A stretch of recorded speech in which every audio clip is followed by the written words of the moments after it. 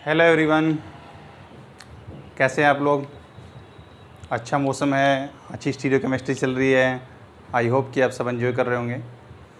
और जैसे हमने लास्ट लेक्चर में स्टीरियो केमिस्ट्री का जो स्टीरियो आइसोमेरिज्म स्टार्ट किया था, उसमें हमने देखा था कि 2D में रिप्रेजेंटेशन कैसे होती है और हम 2D से 3D में कैसे पहुंचते हैं, और उसके लिए कौन कौन सी रिप्रेजेंटेशन थी हमारे पास। जैसे फिशर डिस्कस किया था हमने, उसके फ्लाइंग वेज किया था, उसमें सा हॉर्स और न्यूमैन अभी रहता था। तो ये हमने डिस्कस किए थे। हम फिशर में 2D से चले थे, और जो आपका फ्लाइंग वेज किया था उसमें हम 3D में डिस्क्राइब कर रहे थे कि 3D में किस टाइप से रिप्रेजेंटेशन आप कर सकते हो। हमने इसमें कुछ एग्जाम्पल किए थे। स्टार्टिंग करते हैं उसी के एग्जाम्पल के साथ। वहाँ तक हम सब जब बात कर रहे थे, वहाँ पे हम सिंगल स्टीरियो सेंटर की बात कर रहे थे, जहाँ पे एक ही कायरल कार्बन हो, एक कायरल सेंटर हो वहाँ पे।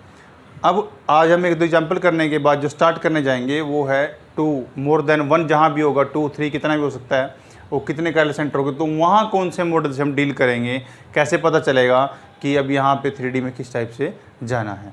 तो पहले एक एग्जाम्पल कर लेते हैं।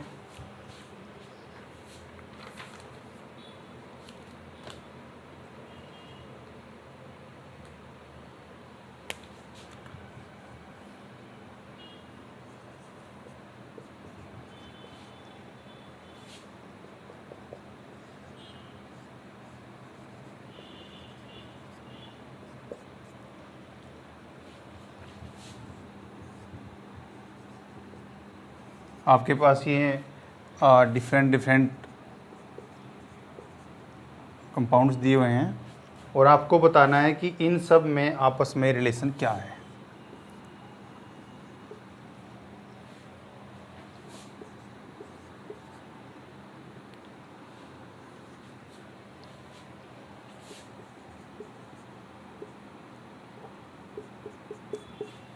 ठीक है, आपके पास 3 अलग अलग एग्जाम्पल दे रखे हैं। एक पॉइंट यहाँ पे सबसे पहले आपको क्लियर करना चाहता हूँ, जब भी हम किसी का कंपैरिजन करना है तो कंपैरिजन करते हुए हमें एक चीज़ का बड़ा ध्यान रखना है। कंपैरिजन हमेशा सेम चीज़ों को होता है, एक जैसी। तो जैसे मान लो ये फिशर में लिखा हुआ है 2D में, ये भी 2D में फिशर में लिखा हुआ है, या तो आप इसको भी 2D में कन्वर्ट करो या इन दोनों को भी आप 3D में कन्वर्ट करो, तब जाके आप इसका कंपेरिजन कर पाओगे। ठीक है, मैं आपको दोनों तरीके से बता देता हूँ कि अगर आप 2D से करो 3D, जो आपकी इच्छा है, जैसे आपको ठीक लगे आप कर सकते हो। सबसे पहले हम करेंगे 2D के मेथड से। इसको भी हम 2 डायमेंशन में कन्वर्ट कर लेते हैं। आपको पता है इसको कैसे लिखा जाएगा। ठीक है, अब देखो आपके पास लेफ्ट में क्या है, इन्वर्टेड वी में ET, और राइट में क्या है, NO2। ठीक है, एबो द प्लेन क्या है, BR, जो वर्टिकल लाइन के टॉप पे आएगा, और बिलो द प्लेन यहाँ पे आएगा। तो ये इसका 2D रिप्रेजेंटेशन हो गया। ठीक है, अब हमारे पास ये दोनों अलग अलग कंपाउंड हैं। हमें चेक करना है कि कौन सा कंपाउंड आपके पास जो प्रेजेंट है उसके अकॉर्डिंगली आप क्या उनमें रिलेशन चेक कर रहे हो।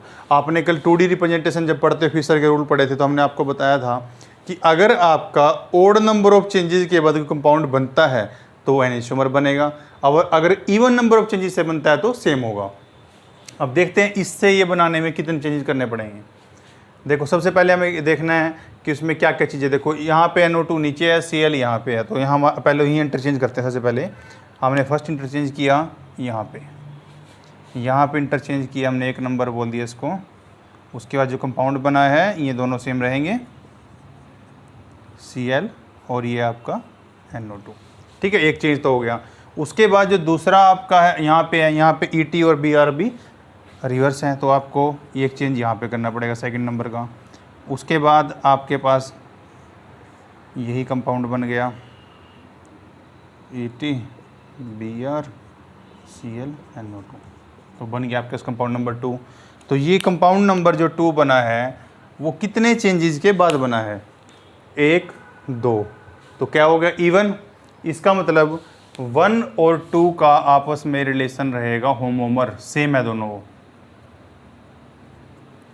ठीक है, अब हम आते हैं 1 का 3 से रिलेशन। ठीक है, 1 को हमने इसी फॉर्म में कन्वर्ट कर रखा है। ठीक है, मैं भी इसको रब करने जा रहा हूँ।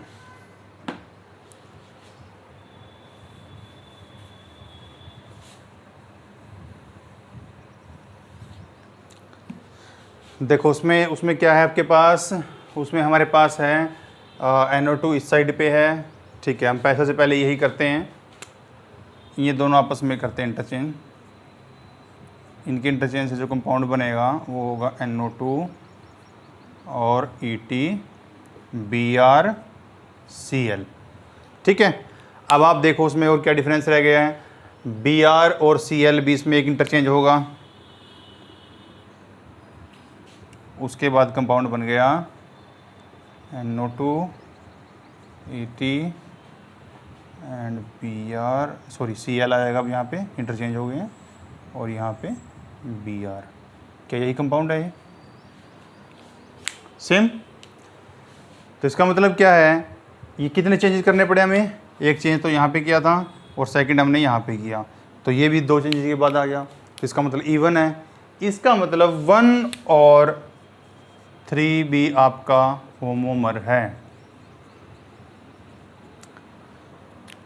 अब A अगर B के इक्वल है और B C के इक्वल है तो ऑब्वियसली बात है C भी इक्वल होंगे, तो इसका मतलब 2 और 3 जो आपके पास प्रेजेंट है वो भी आपके होमोमर होंगे। ठीक है, मैंने आपको होमोमर की डेफिनेशन में ये बात बताई थी कि एट फर्स्ट लुक जब आप स्टार्टिंग में देखते हो तो वो डिफरेंट दिखते हैं, और उसके बाद जब आप उनको प्रॉपरली जाके प्रेजेंटेशन करके लिखते हो तो आपको फिर सेम पता चलेगा।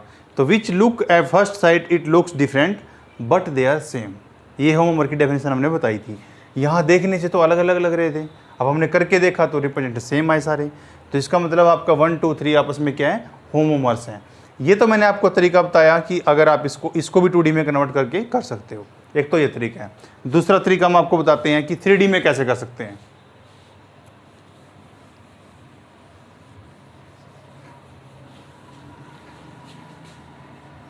ये तो 3D में ऑलरेडी, आपको उन दोनों को 3D में लिखना पड़ेगा। इसको लिख लेते हैं इन्वर्टेड V, लेफ्ट वाला इधर आएगा, राइट वाला उधर, ऊपर वाला टॉप वाला अबव द प्लेन लिखा जाएगा और ये बिलो द प्लेन लिखा जाएगा। मतलब Et और NO2, इधर NO2 Et, above the plane है आपके पास Cl और बिलो द प्लेन है आपके पास Br। ठीक है, अब आपको इन तीनों का कंपैरिजन करना है। देखो सबसे पहले मैं आपको मॉडल से बता देता हूँ कि आप कैसे कंपैरिजन करोगे। ये मॉडल आ गया हमारे पास। सबसे पहले हम इस मॉलिक्यूल को ऐसा रखते हैं, किसी एक को फिक्स करना पड़ेगा, बाकी 2 को चेंज करेंगे। तो ये मेरे पास स्ट्रक्चर गिवन है यहाँ पे। इसके अंदर हमें बताया गया है कि ये आपका Br है, sorry let me make it, या ये आपका Br है, ये आपका Cl है। ठीक है, Et अबव द प्लेन है, NO2 मेरे हाथ में है। क्लियर? ये वाला Br, ये वाला Cl, यहाँ पे देखो इधर Br Cl Et above the plane, NO2 पीछे। ठीक है, लेकिन आपको चाहिए क्या, आपको इसके जैसा स्ट्रक्चर बनाना है। आपको Et और NO2 इन्वर्टेड V की तरह चाहिए, इन्वर्टेड V। तो ये मेरे पास Et है और ये NO2 है। ठीक है, अब आपको इस तरीके से अरेंज करना है कि Et लेफ्ट में आना चाहिए जब इन्वर्टेड V हम बनाएंगे। तो मैंने क्या किया, इन दोनों को पकड़ के ऐसे रोटेट कर दिया है। ये मेरे हाथ में Et है, ये NO2 है। आ गया दोनों सेम? लिख लेते हैं अभी।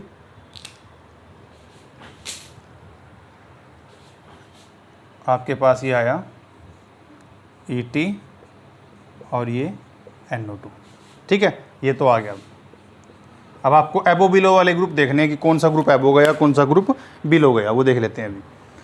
स्टार्टिंग में मेरे पास ये स्ट्रक्चर ऐसे था, Br Cl Et NO2। हमने क्या किया, हमने इस स्ट्रक्चर को इस तरीके से घुमाया कि आपका Et ऐसे आ गया, Et NO2। ठीक है, तो ये आपका Br आ गया और ये आपका Cl आ गया। तो आपका अबव द प्लेन कौन सा ग्रुप आया है, अबव द प्लेन Br आया है और बिलो द प्लेन Cl आया है। तो क्या ये दोनों सेम मॉलिक्यूल है? एग्जैक्टली सेम, इसलिए ये होमो पर भी है। तो ये आपको 3D से कर सकते हो। ये मेरे पास गिवन है, इसको मुझे वही बनाना है। इसमें क्या है, NO2 Et और यहाँ पे हमारा उल्टा है। तो हमें उठा के कुछ नहीं करना है, हमें सिंपल जो हमारे पास यहाँ सिस्टम प्रेजेंट है उसको उठा करके सिर्फ 180 रोटेट करना। अगर 180 रोटेट करेंगे तो बिलो वाला अबव हो जाएगा, अबव वाला बिलो हो जाएगा और कोई चेंज नहीं होगा।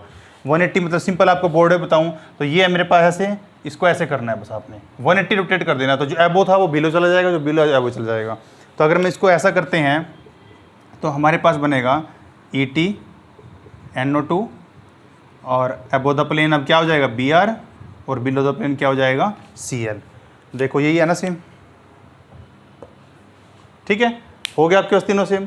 ये आपका 3D का मेथड है। अगर आप 3 डायमेंशन में रोटेट करते हो, जैसा आपको कंफर्टेबल लगे आप उस तरीके से कर सकते हो। आप 2D फीचर बना के चेंज करके देखने जाते हो, ऑडियन करके, वो भी आप कर सकते हो। आप ऐसे घुमा के देख सकते हो तो आप ऐसे भी कर सकते हो, ठीक है। 3D इमेजिनेशन से हो जाएगा तब भी हो सकता है, और आप 2D से करोगे तब भी पॉसिबल है, ठीक है। तो ये आपका एग्जाम्पल हो गया।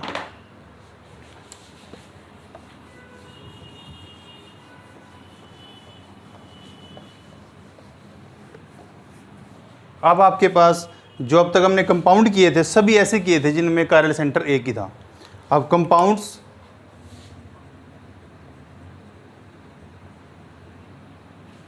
With 2 chiral centres.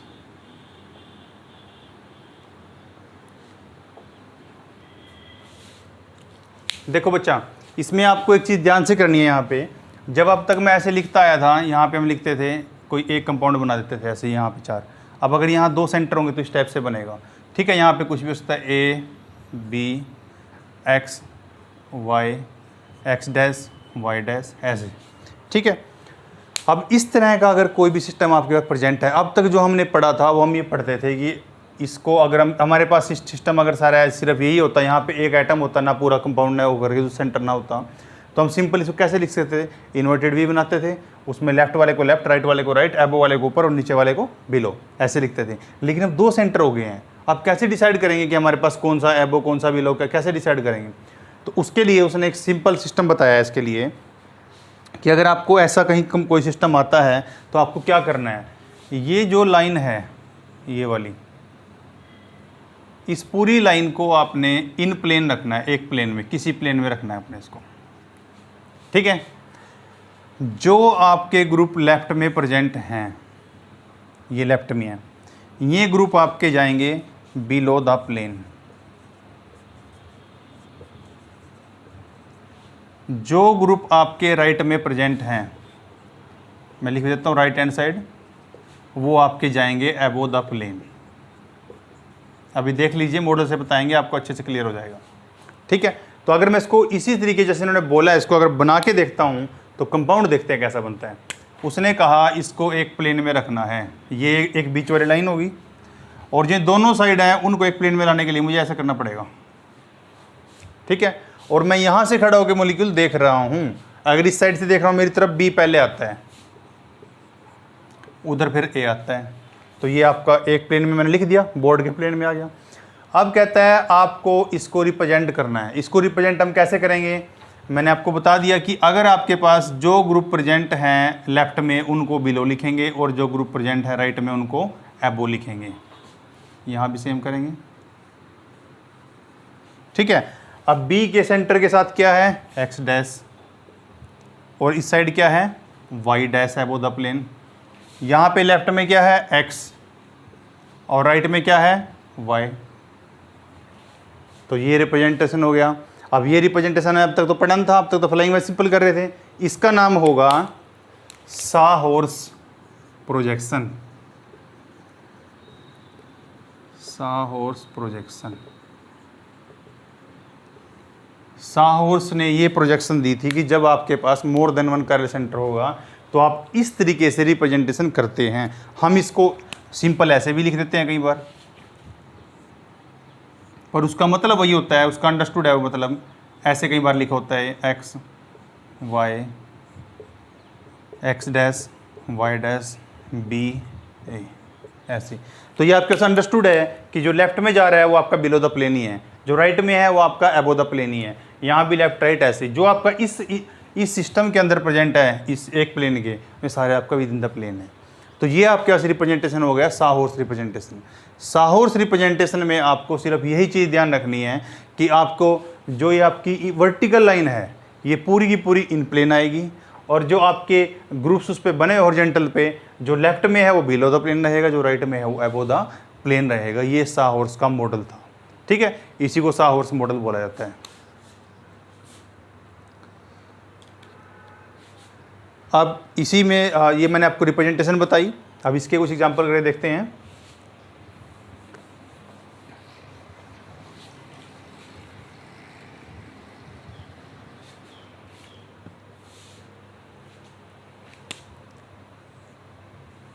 बाकी जो आपके फिशर के रूल लगते आए थे वो रूल आपके सेम रहेंगे यहाँ भी।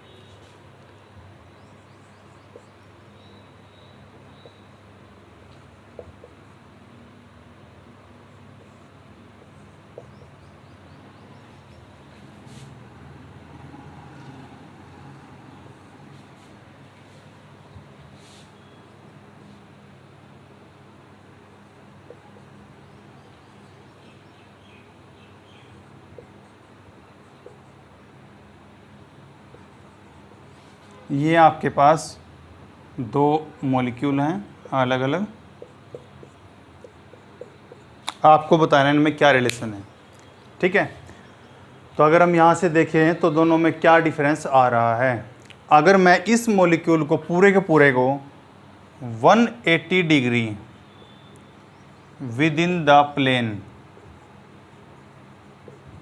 रोटेट कर देता हूँ तो क्या आपके पास सेम मॉलिक्यूल आएगा? सोचो, हम इसको अगर 180 रोटेट कर देते हैं तो मिथाइल ऊपर चला जाएगा, H जो राइट में था यहाँ लेफ्ट में आ जाएगा, OH इधर चला जाएगा, D उधर लेफ्ट राइट में था यहाँ पे लेफ्ट में आ जाएगा, OH-ET। तो इसका मतलब ये तो आप इंटरकन्वर्ट कर सकते हो। और आपको पता है wait 180 degree within the plane करने से जो मॉलिक्यूल मिलता है वो सेम होता है, तो ये आपका सेम है। तो 1 and 2 आर होमोमर्स और आइडेंटिकल। ठीक है, ये आपका हो गया। अब आपको मॉडल से दिखाते हैं कि ये इस टाइप का कंपाउंड होता कैसा है। ये सब बता देता हूँ। साहौर्स जो प्रोजेक्शन थी, अब साहौर्स में प्रोजेक्शन जो होती थी वो कुछ इस टाइप से आपको देखना है। ये मेरे पास सपोज कर लो A है, ये B है, ये दो आपके सेंटर हैं जो कायरल सेंटर हैं, A B कायरल सेंटर। अब ये A, ये सेंटर और ये B, ये सारे क्या हैं? एक प्लेन में हैं, इस प्लेन में, अलोंग दिस प्लेन। उसके बाद जो आपका बैक साइड जा रहा है, बैक साइड क्या जा रहा है? एक्स डैश ये पीछे की तरफ है, वाई डैश आगे की तरफ है। एक्स पीछे है, वाई आगे है। तो आपको इस मॉलिक्यूल को इस तरीके से देखना है कि आपके सामने ऐसे खड़ा है मॉलिक्यूल। ठीक है, ये मॉलिक्यूल आपके सामने ऐसे खड़ा है।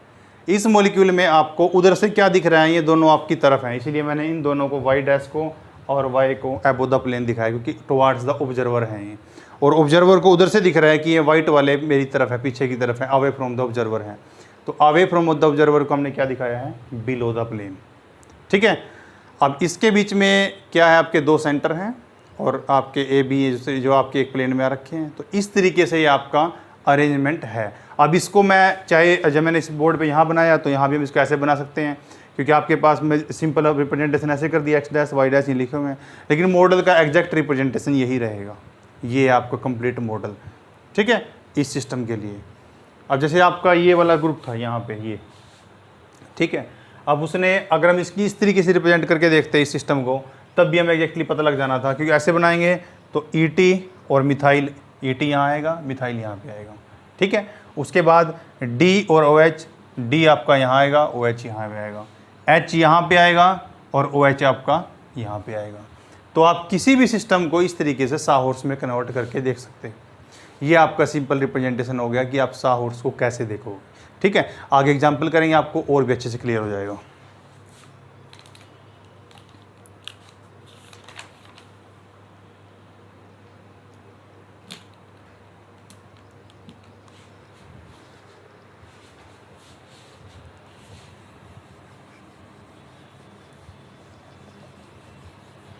ये आपने साहौर्स प्रोजेक्शन पढ़ी थी। अभी मैंने क्या देखा कि ये जो मैं सब स्ट्रक्चर देख रहा हूँ, आप उधर से अगर देखोगे, इसको ध्यान से देखते हैं बिल्कुल इनको एक दूसरे के आगे पीछे करके, तो इसके बिल्कुल पीछे ये है, इसके पीछे बिल्कुल ये है, और जो मैंने पकड़ा हुआ है इसके पीछे दूसरा रेड वाला है। मतलब ये दूसरे, ये सारे बिल्कुल वैसे ही हैं जैसे इक्लिप्स हो जाते हैं। तो इसीलिए इनको बोलते हैं कि ये एक फुल्ली इक्लिप्स्ड कन्फर्मेशन में है। फुली इक्लिप्स्ड मतलब एक के पीछे का, अगर आप ध्यान से देखो तो इसके पीछे वाला नहीं दिखेगा, इधर से ये नहीं दिखेगा, इधर से ये नहीं दिखेगा, एक दूसरे को ढक लेते हैं। तो जैसे ग्रहण लग जाता है ना, इक्लिप्स बोलते हैं हम, बिल्कुल वैसी है ये भी। तो यहाँ पे क्या है, इक्लिप्स है बिल्कुल। इक्लिप्स होने की वजह से ये एक दूसरे के बिल्कुल पीछे हैं। तो एक दूसरे के बिल्कुल पीछे होने की वजह से इनके, देखो यहाँ पे मैंने तो एक मॉडल से रिप्रेजेंट किया है। अगर मान लो यहाँ पे कोई CH3 कोई भी ग्रुप यहाँ पे लगेगा, तो इस ग्रुप और इस ग्रुप का जो आपके बॉन्डिंग पेयर है या आपका इलेक्ट्रॉन क्लाउड है, उनमें स्टीरिक रिपल्सन होगी, इसमें भी और इसमें भी। अगर ये थोड़ा सा ऐसे ट्विस्ट कर लेते हैं तो अब ये दूर दूर चले जाएंगे, रिपल्सन नहीं होगी। लेकिन ऐसा नहीं है इसमें आपके बिल्कुल एक दूसरे के पीछे हैं। तो फिशर प्रोजेक्शन ने इसके रिप्रेजेंटेशन सिर्फ इक्लिप्स्ड फॉर्म में दिया था।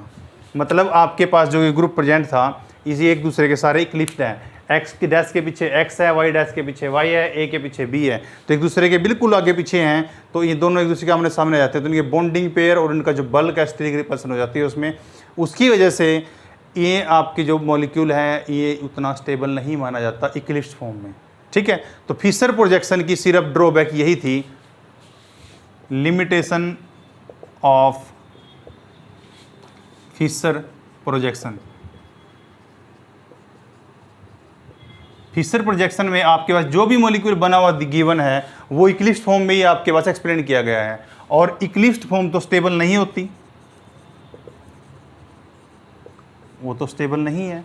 तो ये आपके पास ड्रॉबैक हो गई फिशर की, कि फिशर ने हर चीज़ को इक्लिप्स्ड फॉर्म में दिया, और इक्लिप्स्ड फॉर्म स्टेबल फॉर्म नहीं होती, क्योंकि स्टीरिक रिपल्सन्स वहाँ पे बहुत बढ़ जाती हैं, बॉन्डिंग पेयर में टॉर्सल स्ट्रेन जनरेट हो जाता है। तो उसकी वजह से ये आपका स्टेबल कन्फर्मेशन नहीं होता। ठीक है, ये आपके पास की रिप्रेजेंटेशन थी। अब आप एक चीज़ देखिए, जैसे मैंने अब आपको दिखाया कि एक के पीछे एक ऐसे करके है। तो अगर मैं इस तरीके से, जैसे आपकी तरफ ये दिख रहा है, इसको अगर मैं एक दूसरे तरीके से रिप्रेजेंट करूं, जो हमें बताया था न्यूमैन ने। न्यूमैन प्रोजेक्शन क्या थी? न्यूमैन ने हमें यही बताया था कि आपके पास जो ये सिस्टम प्रेजेंट है, न्यूमैन प्रोजेक्शन,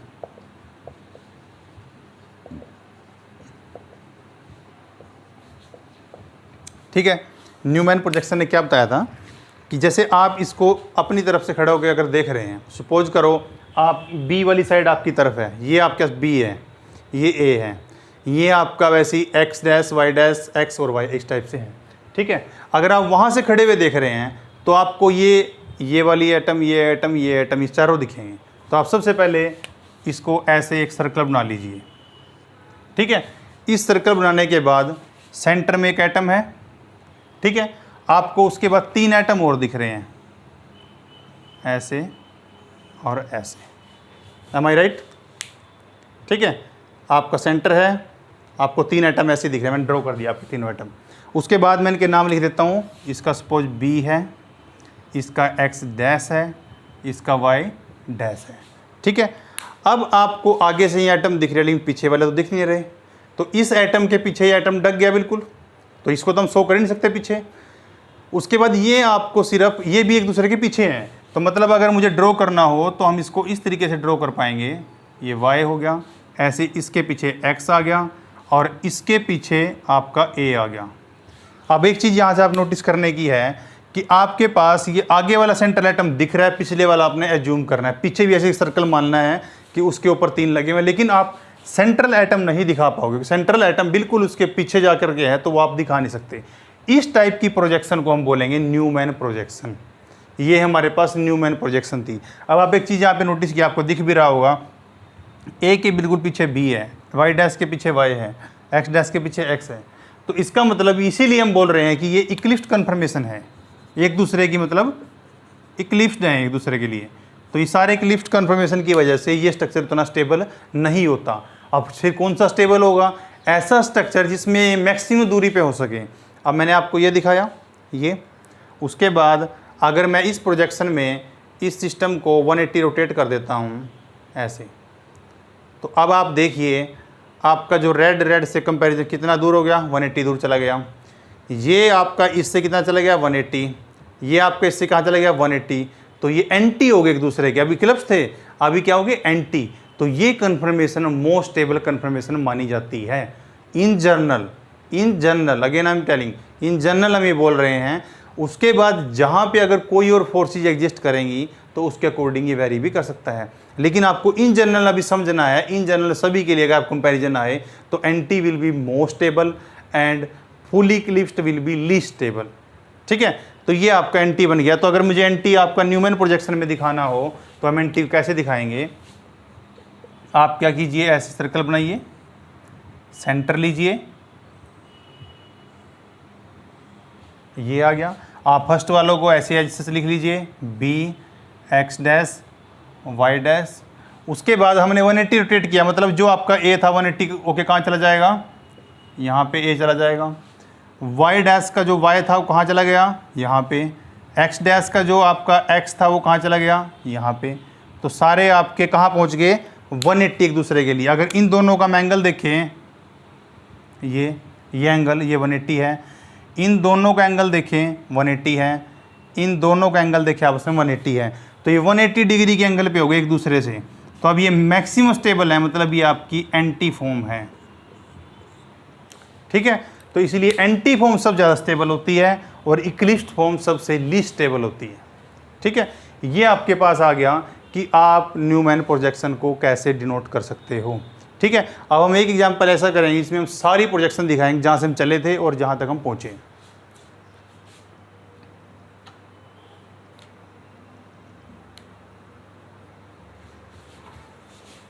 ओके, मैं रब कर रहा हूँ उसको।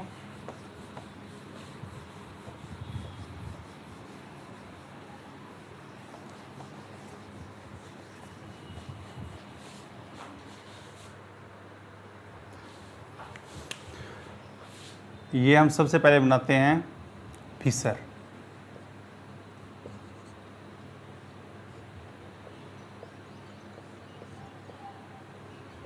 ये आपके पास कोई भी फिशर प्रोजेक्शन हो गई। ठीक है, अब फिशर प्रोजेक्शन जो हमने यहाँ पे डिस्कस किया है, फिशर प्रोजेक्शन के अंदर आपके पास जो भी सिस्टम गिवन है हमें उसको देखा था कि ये वाला जो सिस्टम है वर्टिकल लाइन ये आपकी एक इस तरह के प्लेन में होगी ऐसे, और आप इसको ऐसे लिख सकते हो। ठीक है, अब आपको पता है कि अगर हम इसको डायरेक्ट लिखना चाहें तो हम इसको डायरेक्ट भी लिख सकते हैं। और हम देखो, अगर आप इसको सिंपल सा हॉर्स में लिखना चाहते हो, सिंपल सा हॉर्स तो आपकी सिर्फ यहीं तक होती है कि आप इसको ड्रॉ कर दीजिए एक्स डैश और इसको बना दीजिए वाई डैश, इसको एक्स और इसको वाई। ये है आपकी सा हॉर्स रिप्रेजेंटेशन। और मैंने बोला था कि इसका मतलब अंडरस्टूड है कि ये आपका एबो बिलो है। एबो बिलो होने का मतलब है कि आपके पास फ्लाइंग वेज क्या बोलता था, लिखा तो फिशर ने भी ऐसा था, लेकिन फ्लाइंग वेज ने इसको रिप्रेजेंट किया था। तो इसी वे में अगर हम इसको नोट करें तो आप इसको ऐसे भी लिख सकते हो, एक्स डैश, और एबो द प्लेन जो ग्रुप है आपके पास उसको हम लिख रहे हैं वाई डैश, और बिलो द प्लेन को एक्स और एबो द प्लेन को वाई। ये मेरे पास हो गया फ्लाइंग वेज का रिप्रेजेंटेशन। ठीक है, अब मेरे पास लास्ट बचा है न्यूमैन। अब न्यूमैन में आपको एक सेंटर लेना है। मैं यहाँ पे खड़ा होकर देख रहा हूँ। ठीक है, तो मुझे बी दिख रहा है आगे, उसके बाद एक्स डैश इधर दिख रहा है, वाई डैश इधर दिख रहा है, उसके बाद इसके बिल्कुल नीचे ए और पीछे एक्स और इधर वाई। तो ये आपका हो गया न्यूमैन। तो एक ही मॉलिक्यूल को इस तरीके से आप चारों सिस्टम में लिख सकते हो। ठीक है, फिशर से चले 2D सिस्टम से, साहॉर्स में गए, फ्लाइंग वेज ने एबो बिलो दिखाया, न्यूमैन ने उसको प्रॉपरली सर्कल में दिखाया। ठीक है, तो ये आपके पास डिफरेंट प्रोजेक्शंस हो गई किसी भी मॉलिक्यूल की, कि आप किसी मॉलिक्यूल को अगर आपको आए कोई भी एक मॉलिक्यूल गिवन है उसको आप डिफरेंट फॉर्म में लिखो तो आप ऐसे लिख सकते हो उसको। ठीक है, ये क्लियर होगा।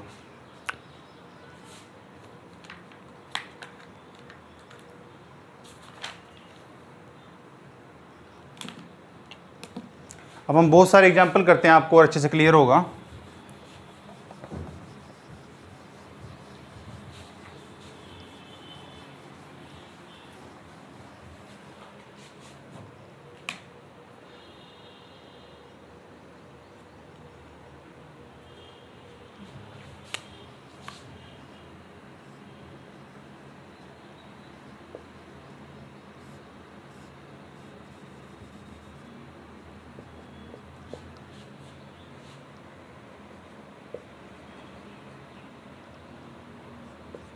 1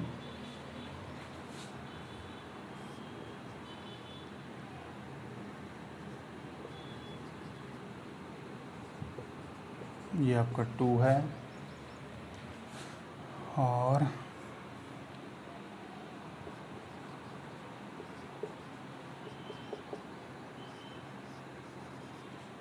ये आपके पास मिथाइल H3 और ये आपके पास 4 हो गया HOH मिथाइल ब्रोमाइन। ठीक है, आपके पास 4 स्ट्रक्चर हैं, आपको इनमें रिलेशन बताना है कि आपस में रिलेशन क्या है। ठीक है, अब अगर आप रिप्रेजेंटेशन कौन सी करना चाहते हो, ठीक है, मैं अभी दोनों में करके बताऊंगा आपको एक बार। तो अभी मेरे पास ये स्ट्रक्चर प्रेजेंट है, मैंने आपको सिखाया था कि सबसे पहले आपको स्ट्रक्चर को इन्वर्टेड बुई की फॉर्म में लिखना है। तो आप इसको एज सच बोर्ड पे ऐसे घुमा दो, चाहे अपनी कॉपी घुमा के देख सकते हो आप। तो मैं इसको ऐसे भी लिख सकता हूँ, OH लेफ्ट में है, Me ऊपर है, above the plane below the plane तो चेंज होने ही नहीं है यहाँ पे, क्योंकि विद इन द प्लेन घुमा रहे हैं। ये हो गया। ठीक है, इसको मैं अगर ऐसे लिखूँ, Br आपका लेफ्ट में आएगा, H आपका इधर आएगा,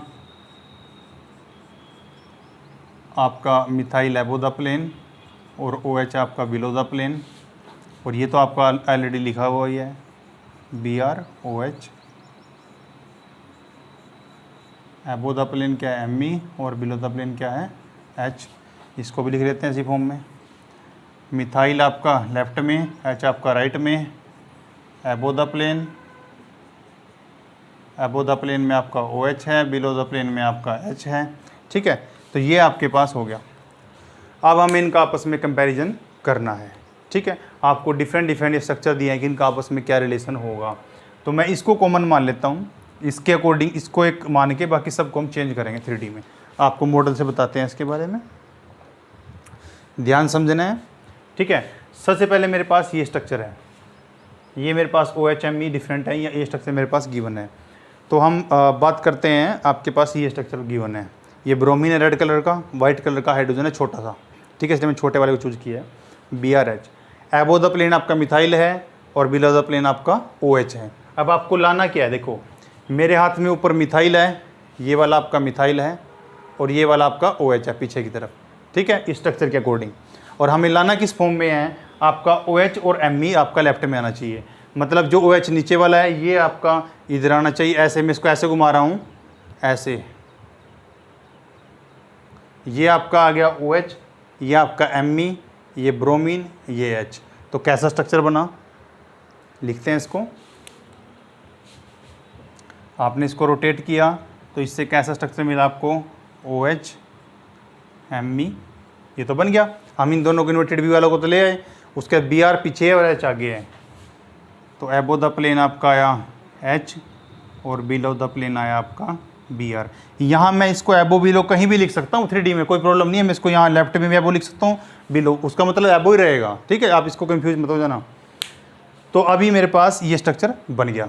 अब उसको चेंज करते हैं, उसको भी इसी फॉर्म में लेके आते हैं। अब सिंपल आपको दोबारा दिखाता हूँ। उसने दे रखा है Br, ये बड़े वाला हमारे पास है। उसके बाद उसने दे रखा है कि आपके पास जो ये OH है ऐसे बना रखा है, ये Br, ये OH और ये पीछे की तरफ छोटा सा H है, ये आगे आपका Me है। अब हमें लेके किस फॉर्म में आना है कि OH और Me उसमें आए। तो मेरे पास OH ये है, Me ये है। तो मैं इसको इस तरीके से रोटेट करता हूँ, जैसे OH और Me है मेरे पास, मैं इसको ऐसे रोटेट कर देता हूँ, ऐसे। तो इसमें अगर मैं इसको रोटेट करता हूँ तो मेरे पास जो आपका स्ट्रक्चर, ये तो ब्रोमीन है, ये H है।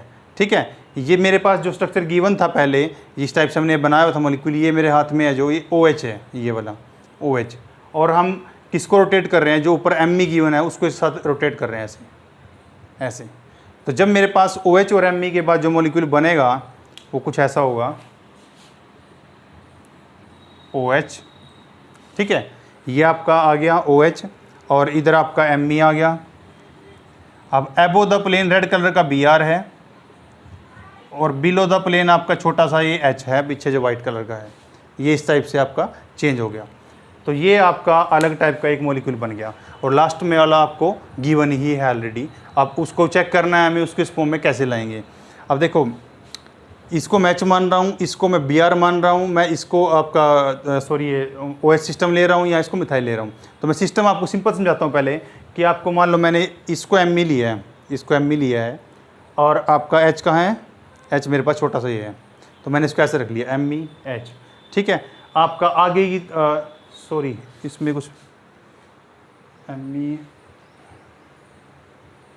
एक बी आर छूट गया इसमें, यहाँ पे बी आर है, सॉरी ये गलत हो गया लिखा बी आर। ठीक है, तो हमारे पास एम ई है, एच है, और मैं इसको चेंज कर देता हूँ, रेड कलर का हमने बी आर बोला था तो रेड कलर का रखेंगे उसको, एम ई एच। ठीक है, ये बन गया आपका एम ई और ये एच, ऊपर आपका आया है ओ एच और पीछे की तरफ आया है हमारा ब्रोमीन। अब हमें इस तरीके से लाना है कि आपका ओ एच और एम ई एक ही साइड आने चाहिए इन्वर्टेड वी की फॉर्म में। तो मेरा ओ एच यहाँ पे ये है और आपका एम ई ये है, तो मुझे इस मॉलिक्यूल को कुछ ऐसे घुमाना पड़ेगा, ऊपर से पकड़ के ऐसे घुमाया। ठीक है, तो अब मेरे पास ओ एच था जो ओ एच और एम ई यहाँ पे आ गया, और एबो बिलो का अगर हम बात करें तो आपके पास जो ग्रुप था बी आर वो बिलो द प्लेन आया है, और एच आपका एबो द प्लेन आ गया है।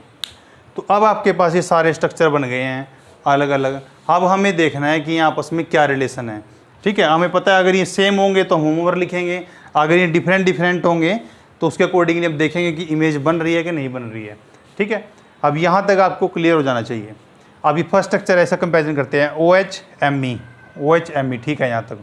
उसके बाद एच एबो द प्लेन है और यहाँ पे एच आपका एबो द प्लेन है, B R below the plane है, तो इसका मतलब ये तो सेम मॉलिक्यूल हो गया। तो सेम मॉलिक्यूल हो गया तो मैं लिखता हूँ यहाँ पे 1 and 2 आर होमोमर या आइडेंटिकल। ठीक है, अब 1 और 3 का रिलेशन देखते हैं। O H above the plane है, सॉरी ओ एच और एम ई इन्वर्टेड वी की फॉर्म में है।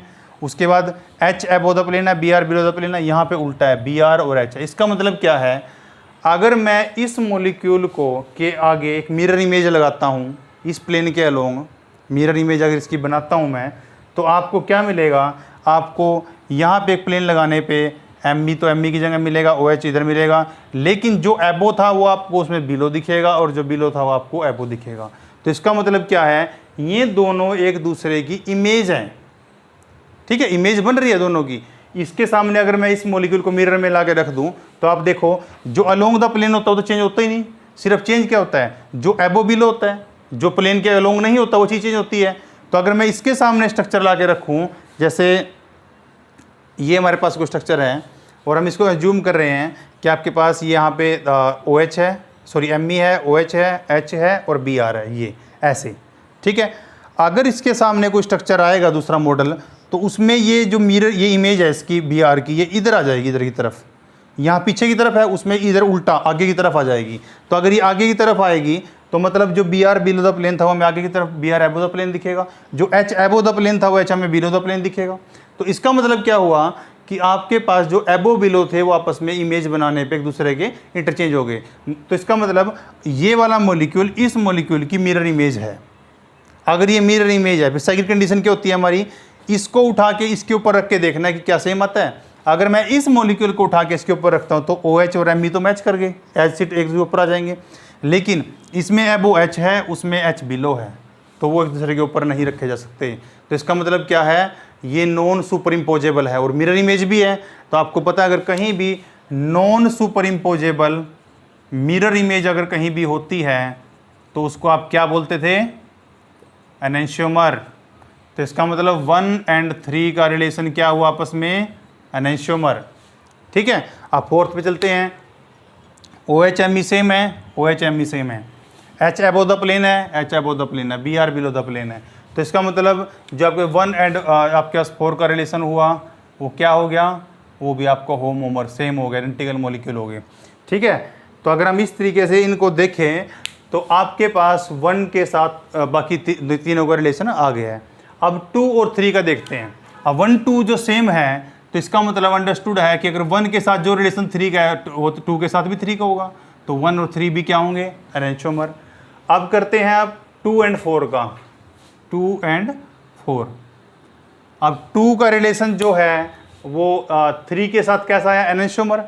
अब जो आपका देखो 1 के साथ आपका रिलेशन 2 का होमोमर था, तो 1 का और 4 का रिलेशन जो है वो आइडेंटिकल है, तो ऑब्वियसली बात है 2 का भी आइडेंटिकल होगा उसके साथ, या होमोमर होगा। क्योंकि आप ये समझ रहे हो ना कि अगर A और B का रिलेशन सेम ही है, मतलब 1 और 2 का रिलेशन सेम है, तो जो 1 के साथ आया वही 2 के साथ रिलेशन आएगा। तो इसलिए 1 का जो 3 के साथ रिलेशन था वही हमने 2 का लिखा है, और 1 का जो 4 के साथ था वही हमने 2 का 4 के साथ लिखा है। अब सिर्फ रह गया 3 और 4। अब देखो 3 और 4 का क्या रिलेशन होगा। अब 1 और 4 क्या सेम है, ठीक है, तो इसका मतलब जो 1 का रिलेशन 4 के साथ है वही 4 का रिलेशन आगे इसके साथ होने वाला है। तो 1 और 3 का एनेंटियोमर है, 1 4 का होमोमर है, तो इसका मतलब 4 3 का आपस में क्या होगा, एनेंटियोमर। तो ये आपके डिफरेंट आ गए हैं कि किसको आप एनेंटियोमर कैसे रखोगे और आप उसको दूसरी फॉर्म में कैसे रखेंगे, ठीक है। अब आपको इस तरीके से भी कर सकते हो। अगर आपको इस तरीके से नहीं करना तो आप इसको सिंपल, आपको ऐसे नहीं करना तो आप इन सब को फिशर में कन्वर्ट कर लो, और फिशर में कन्वर्ट करके आप सिंपल वे से अगर करना चाहते हो तो मैं आपको थोड़ा बता देता हूँ उसका भी।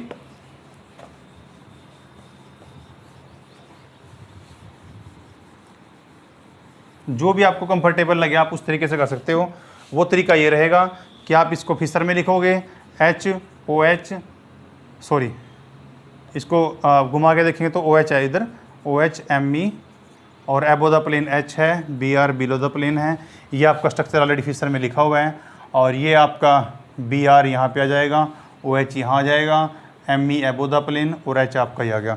अब आपके पास जो स्ट्रक्चर है आप इसको कॉमन रख लो, इससे सारे स्ट्रक्चर बना के देखो, आपको पता है जितने आप इंटरचेंजेस करोगे उसके अकॉर्डिंगली आपको पता लग जाएगा। अब आपको एक जनरल बता देता हूँ यहाँ पे, जो आपके पास ये स्ट्रक्चर मेरे पास यहाँ पे गिवन है, जो स्ट्रक्चर हमारे पास प्रेजेंट है, तो अगर मैं इस सिस्टम में आप चेंजेस करते हो तो BR और OH आप इन दोनों को एक चेंज माने हुए तब जाके आपके इंटरचेंज हो जाएंगे।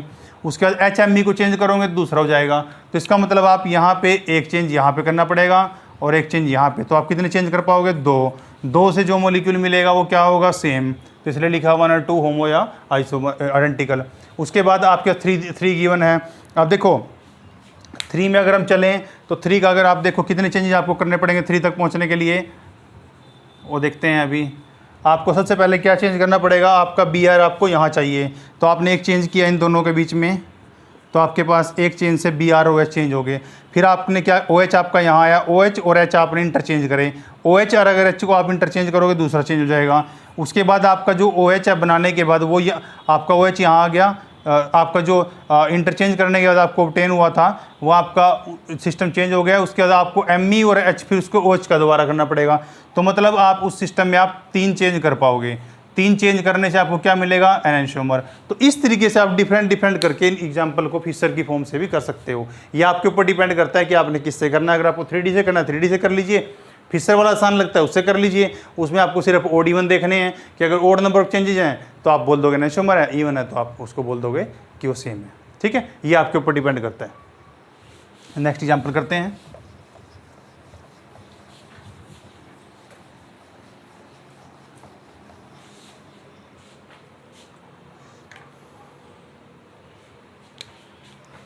हमारे पास स्ट्रक्चर गिवन है,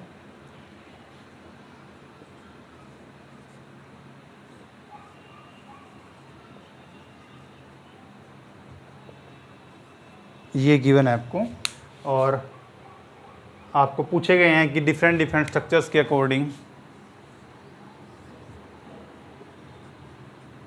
इसमें एबो बिलो क्या होगा अगर आप इसको ऐसे लिखते हो। और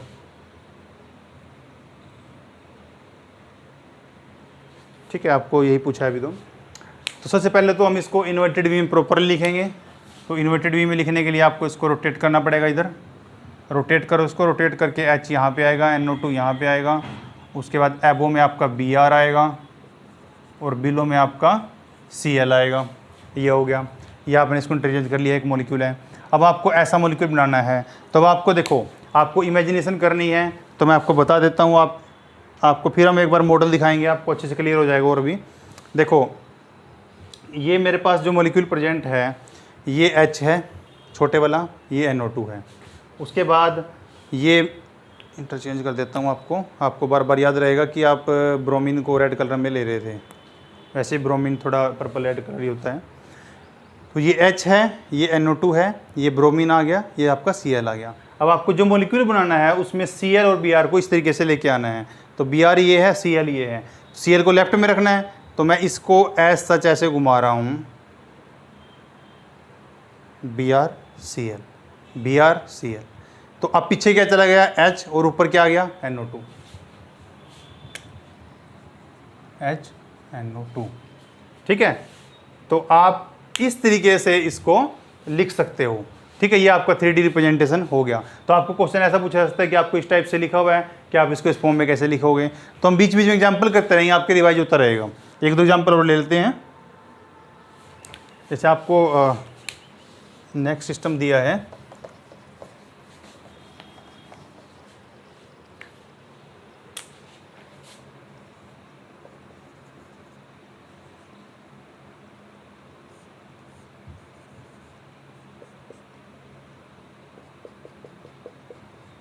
F, ठीक है, और आपको ऐसे पूछ लिया है,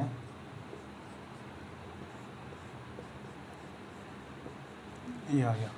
ठीक है, आपको पूछा है इसका बताओ कैसे करना है। ये बिल्कुल वैसे से पिछला क्वेश्चन हमने किया था।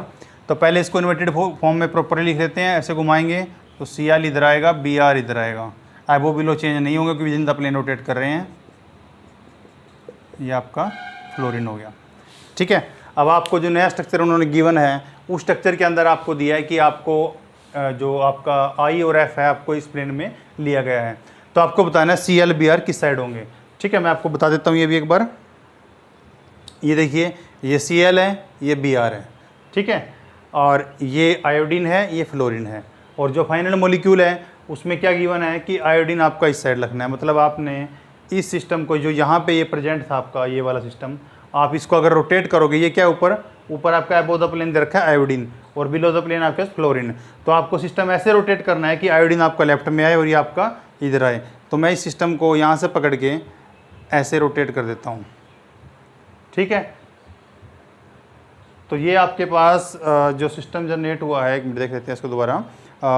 ये था स्टार्टिंग में हमारे पास ये वाला, ब्रोमीन राइट में था, Cl यहाँ पे था, आयोडीन अबोव द प्लेन था और F आपका बिलो द प्लेन था। तो अभी हमने क्या किया, हमने आयोडीन और F को, ठीक है, आयोडीन ये है और F ये है, इन दोनों को हमें, ये F है ये आयोडीन है, इन दोनों को हमें ऐसे लाना है, ऐसे।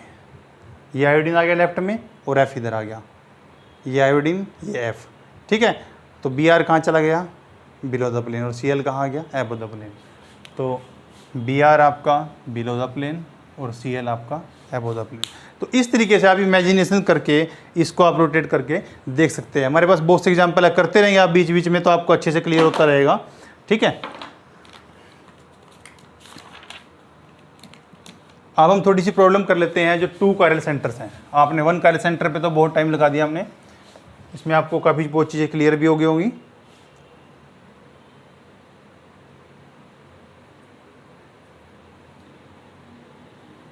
अब 2D सेंटर का हम आपको इन जनरल तो बता ही चुके हैं, तो अभी उस पर एग्जाम्पल कर लेते हैं।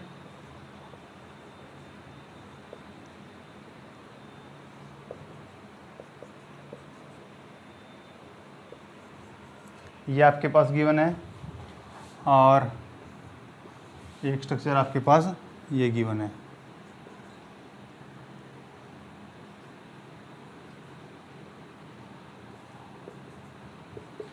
आपको पूछा गया है कि इन दोनों में क्या रिलेशन है।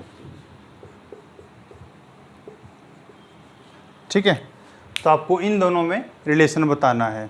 तो सबसे पहले हमें पता है कि जब हम फिशर में इसमें specially more than 1 chiral centre में जब भी करते हैं, तो अगर हम किसी सिस्टम को 180 रोटेट करके विद इन द प्लेन, आपने फिशर के रूल में पढ़ा था कि 180 degree within the plane जो आप करते थे, ऐसा करने से आपको सेम मॉलिक्यूल मिलता था। तो हम इसको एक बार 180 degree within the plane rotate कर देते हैं। अगर इसको 180 रोटेट करेंगे तो ये मिथाइल वहाँ जाना चाहिए, वो मिथाइल यहाँ पे आना चाहिए।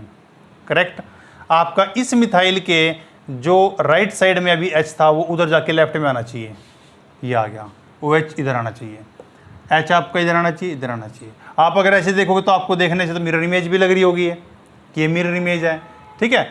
लेकिन हमें उस पॉइंट तक जाना, पहले हमें देखना है कि मॉलिक्यूल सेम है कि नहीं है। तो हमें इसको मॉलिक्यूल को घुमाया और इसको देख लिया, तो इसका मतलब 1 और 2 हम ऑब्टेन कर सकते हैं 180 degree rotation within the plane से। तो 1 और 2 का रिलेशन क्या हो गया, होमोमर।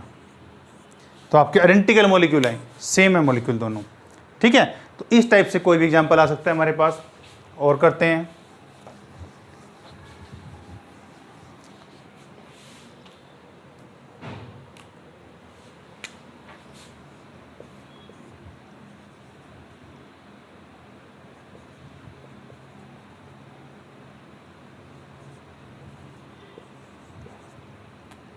आपको ये मॉलिक्यूल दे रखा है फिशर में और आपको बोला गया है कि इस मॉलिक्यूल को न्यूमैन में ड्रॉ करो, ठीक है। तो न्यूमैन में ड्रॉ करने के लिए आपको सबसे पहले पता है, आपको एक तो तरीका यही है कि आप इसको पहले फ्लाइंग वेज साहॉर्स में कन्वर्ट करेंगे। तो जो जहाँ से आप देख रहे हैं मिथाइल, उधर आपका इथाइल, ये तो सारा आपका एक ही प्लेन में आ गया, ये वाला सिस्टम। उसके जो लेफ्ट में है उसको बिलो द प्लेन लिखोगे D, और इसको आप लिखोगे इधर Cl, इधर H और इधर Br। अब आपको न्यूमैन बनाने के लिए बोला है, तो मैं समझ लो यहाँ से खड़ा होकर देख रहा हूँ। अगर मैं यहाँ से खड़ा होकर देख रहा हूँ तो मुझे एक सेंटर दिख रहा है, और उस सेंटर से इस टाइप से 3 एटम 1 2 3 करके अटैच कर रखे हैं। लेफ्ट में मुझे ऊपर दिख रहा है D, राइट में मुझे Cl दिख रहा है, नीचे मुझे मिथाइल दिख रहा है। और इसके बिल्कुल पीछे आकर, क्योंकि मैंने बताया था आपको फिशर से स्टार्ट किया हमने, फिशर में सिर्फ ही क्रिस्प फॉर्म होती है, मतलब एक दूसरे के पीछे ही होते हैं बस। तो इसीलिए इसके पीछे आ गया Et, इसके पीछे बिल्कुल दिखेगा H, इसके पीछे दिखेगा बिल्कुल Br, ठीक है। तो आपको कोई पूछ सकता है कि फिशर से आप न्यूमैन कैसे बनाओगे, तो आप ऐसे बना सकते हो, ठीक है, वाया दिस कन्वर्जन। तो आप इस तरीके से इनको अपने सिस्टम को कंक्लूड कर सकते हो। और भी एग्जांपल हमारे पास, मान लो किसी ने उल्टा ही पूछ लिया आपसे, आपको फिशर गिवन है ऑलरेडी, और फिशर से बोला है कि आपको न्यूमैन गिवन है, फिशर बनाने को बोला गया है। जैसे इसमें इसके एग्जांपल में हम इसी में पुट कर देते हैं, आपको क्लियर हो जाएगा यहीं से।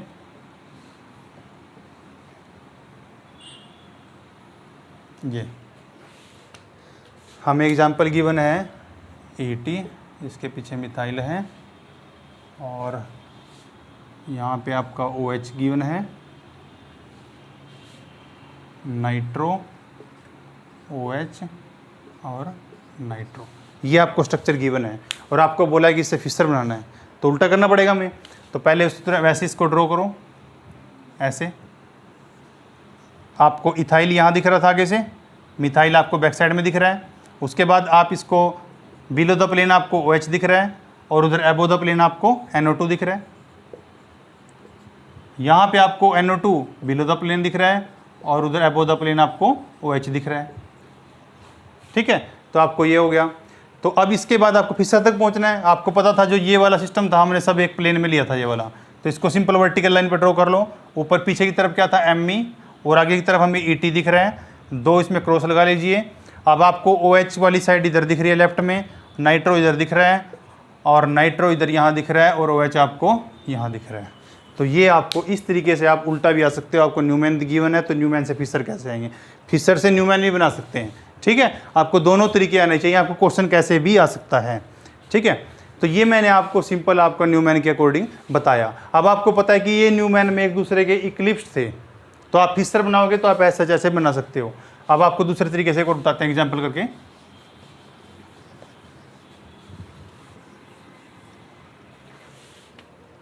अगर आपके पास कोई फिशर ऐसा गिवन है,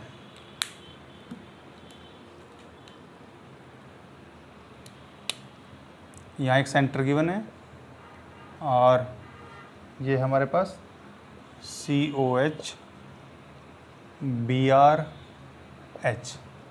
ये आपके पास कोई ऐसा सिस्टम भी है साथ में COH, और ये आपका HBr। तो मैंने आपको 2 फॉर्म बताई थी। एक तो मैंने आपको बताई थी इक्लिप्स, जो आप सिंपल सिस्टम फिशर से बना रहे थे। फिशर से जब भी बनती थी न्यूमैन में इक्लिप्स ही बनेगी। यहाँ पे उसने ऑलरेडी आपको न्यूमैन गिवन है, ठीक है। तो न्यूमैन उसने जो आपको गिवन है, वो न्यूमैन आपका जो है उसको हम एंटी बोलते हैं, क्योंकि 180 डिग्री है इस पर, या उसी का नाम है स्टैगर्ड। एंटी या स्टैगर्ड। तो ये आपको फॉर्म दिया है, तो आपको इससे फिशर बनाने को बोला गया है। तो आपको एक चीज़ समझनी पड़ेगी कि फिशर में तो इक्लिप्स होता है, तो आपको पहले किसी एक को फिक्स कर दूसरे को रोटेट करना पड़ेगा। मतलब आपको जिसको 180 डिग्री रोटेशन है उसको 180 डिग्री दोबारा रोटेट करना पड़ेगा।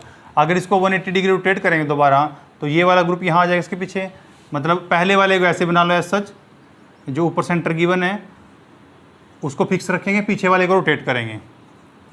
CH ऐसे गिवन है, BR है, H है, ठीक है। अब ये सब 180 पे है तो 180 पे रोटेट करके दोबारा वहीं चले जाएंगे, COH H यहाँ पे BR।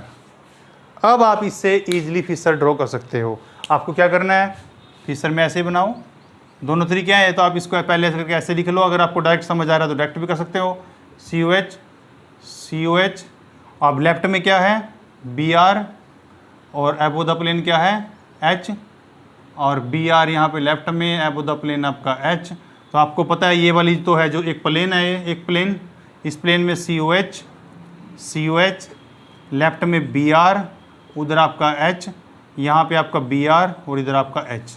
तो आप इस तरीके से, अगर आपको एंटी स्टैगर्ड फॉर्म में भी दे रखा है तब भी आप उसको एक लिस्ट में कन्वर्ट करके आप उसका फिशर बना सकते हो, ठीक है। तो इस तरीके से हम डिफरेंट सिस्टम में इसको ला करके फिशर इसका ड्रॉ कर सकते हैं। तो हमारे पास बहुत सारे एग्जाम्पल हम करते रहेंगे, आपको बीच में क्लियर होता रहेगा।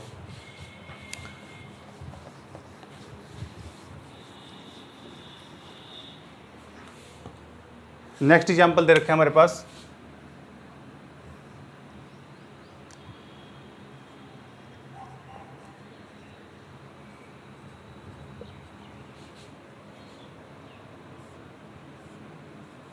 ये आपको CL H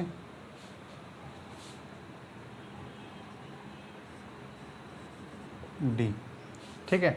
आपको ये रिप्रेजेंटेशन दे रखी है और आपको बोला गया है कि इसका फिशर बनाना है, ठीक है। तो आपको फ्लाइंग वेज सिस्टम में गिवन है, ये साहॉर्स बोल सकते हो आप।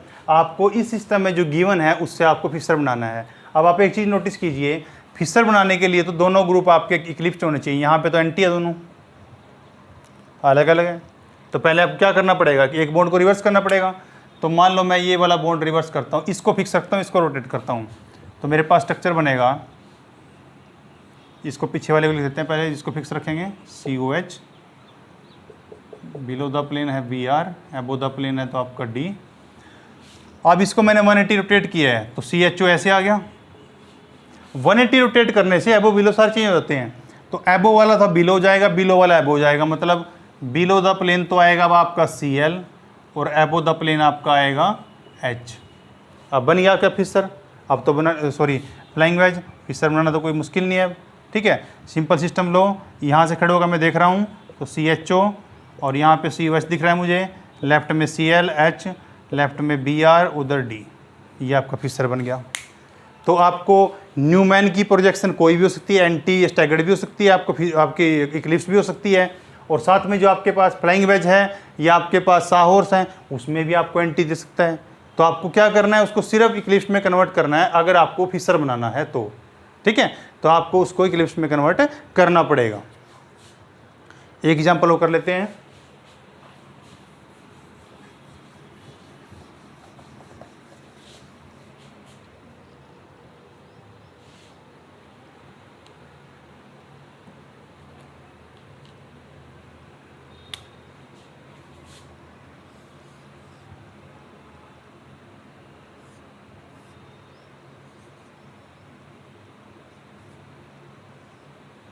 ये आपको दे रखा है इस तरीके से और ये है हमारा ऐसे।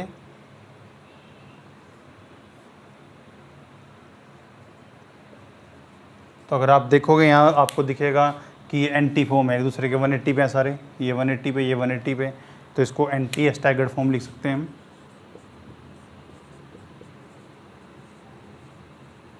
आपको इस क्वेश्चन में पूछा क्या है, आपको इस क्वेश्चन में फिशर बनाने के लिए बोला गया है। तो आपको सबसे पहले क्या करना पड़ेगा, वही आपको एक सेंटर को फिक्स रखो, किसी भी एक को दूसरे को रोटेट कर लो। मैं पीछे वाले को फिक्स रख रहा हूँ इसको, तो पीछे वाले ड्रॉ करूँगा सिर्फ ऐसे, क्योंकि उसका सेंटर हमें दिख नहीं रहा, पीछे की तरफ है वो, H, BR और यहाँ पे CHO। ठीक है, अब आगे वाले को 180 रोटेट करेंगे, तो अगर ये 180 रोटेट करेंगे तो यहाँ सेंटर बना लेता हूँ, इसके पीछे बिल्कुल CHO आना चाहिए यहाँ पे। ठीक है, और ये ऐसे। अब ये देखो इस H के पास क्या आएगा, पीछे जो यहाँ पे आपको जो सिस्टम बना हुआ था स्टार्टिंग में, ये आपका यहाँ पे H था, हम आगे वाले को रोटेट कर रहे हैं। जब 180 रोटेट होगा तो D कहाँ चल जाएगा, यहाँ पे। Cl कहाँ पे आ जाएगा, यहाँ पे। ये आपका बन गया इक्लिप्स। अब इक्लिप्स में आप सिंपल इसको रिप्रेजेंट कर सकते हो ऐसे, CHO आपके पास लेफ्ट में जो गिवन है इधर D है, और एबो द प्लेन आपके पास Cl है, उधर पीछे की तरफ H है, और आगे आपका Br है। तो आप इसको सिंपल अगर इसमें रिप्रेजेंट करोगे तो आप दोनों एंड पे CHO ड्रॉ कर दीजिए।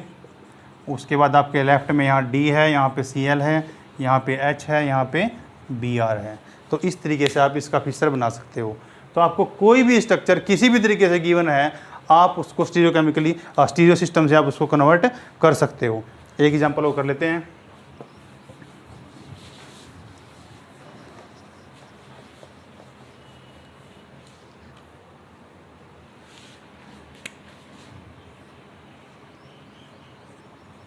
आपको ये COH गिवन है, COH H मिथाइल, ये आपका Cl हो गया। ठीक है, हमें क्या बनाना है इससे,